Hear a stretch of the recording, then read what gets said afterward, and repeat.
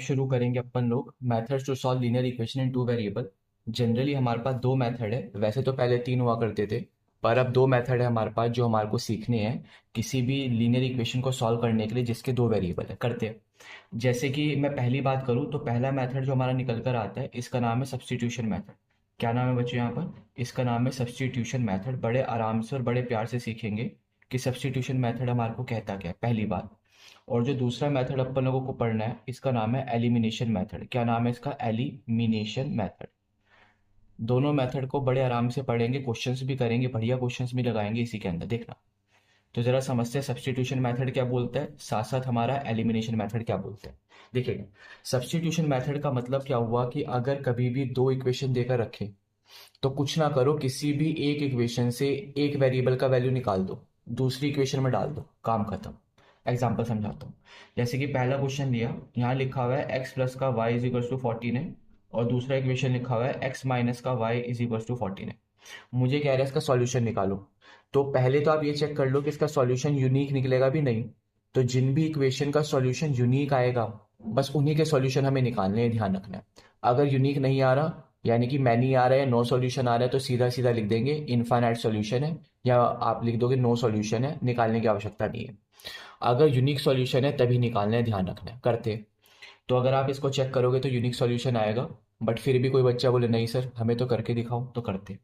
सबसे पहले standard form में अगर आप चेक करोगे इसको लिखकर, इसको भी स्टैंडर्ड फॉर्म में बनाने की अगर कोशिश करोगे तो आप खुद देख सकते हो यहाँ पर A1/A2 का जो रेशियो आएगा वो आएगा 1/1, B1/B2 का जो रेशियो आएगा वो आएगा 1/-1, और C1/C2 का जो रेशियो आएगा वो आएगा -14/-14। अब आप खुद चेक करना, A1/A2 का रेशियो क्या बराबर आ रहा है B1/B2 के? बिल्कुल भी नहीं आ रहा, तो इसका मतलब बात सही है। अगर A1/A2 का रेशियो B1/B2 के बराबर ही नहीं है तो यानी कि ये क्या देगा? यूनिक सॉल्यूशन देगा। ये पहली बात है। तो इतना तो पता चल गया कि इसके क्या रहने वाले, यूनिक सॉल्यूशन रहने वाले। अब इसका अगर यूनिक सॉल्यूशन है तो ज़रा उसको निकालने की भी क्या करते हैं, कोशिश करते। तो पहला इक्वेशन था हमारे पास x plus y is equal to 14, दूसरा इक्वेशन था एक्स माइनस का वाई इज इक्वल टू 14, और दोनों से हमारे को एक्स और वाई का वैल्यू निकाल कर लाना है। करेंगे काम। तो करते हैं। मैंने क्या बोला, सब्स्टिट्यूशन मेथड में क्या करना है, किसी भी एक वेरिएबल का वैल्यू निकालना है किसी भी एक इक्वेशन से और दूसरे में डाल दो, काम खत्म। जैसे इसको मैं मान ली पहली इक्वेशन है और इसको मैं मान ली दूसरी इक्वेशन है, तो आप एक काम करो, पहली से या दूसरी से किसी भी एक इक्वेशन से एक वेरिएबल का वैल्यू निकाल लो। तो मैंने इस वाली से निकालना सही समझा। मैंने यहाँ से एक्स का वैल्यू निकाला तो ये कितना आ जाएगा, 14 माइनस का वाई, और इसको डायरेक्टली सेकंड इक्वेशन में पुट कर दो, काम खत्म। इतना ही काम है बस। या फिर आप उल्टा भी कर सकते हो कि सेकंड इक्वेशन से निकाला और फर्स्ट में पुट कर दिया, तब भी काम चल जाएगा। करते हैं।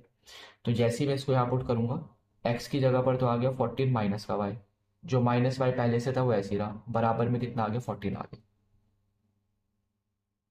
समझ आ रही है मेरी बात की? चलिए, तो ये पहली बात हो गई। आगे चेक करोगे तो ये हो जाएगा माइनस का 2y is equal to 14 minus का 14, ये कट गया। तो y बराबर कितना निकल कर आ गया, 0। शायद ये बात समझ आई होगी आपको। अगर y 0 आ गया तो बस x तो हम बड़ा आराम से निकाल लेंगे, क्योंकि अगर y 0 आ गया तो कहीं भी उठाकर डाल दो तुरंत x आ जाएगा। मान लेता हूँ मैं दोबारा इसी में डाल देता हूँ, तो ये बन जाएगा x माइनस का 0 इज इक्वल टू 14, और x का वैल्यू भी कितना आ गया, 14। तो लो भाई, बड़े आराम से हमने क्या करा, x और y का वैल्यू निकाल दिया। तो सब्स्टिट्यूशन मेथड में करना कुछ भी नहीं है, किसी भी एक वेरिएबल का वैल्यू निकाल देंगे, किसी भी एक इक्वेशन से दूसरे में डाल देंगे, काम खत्म।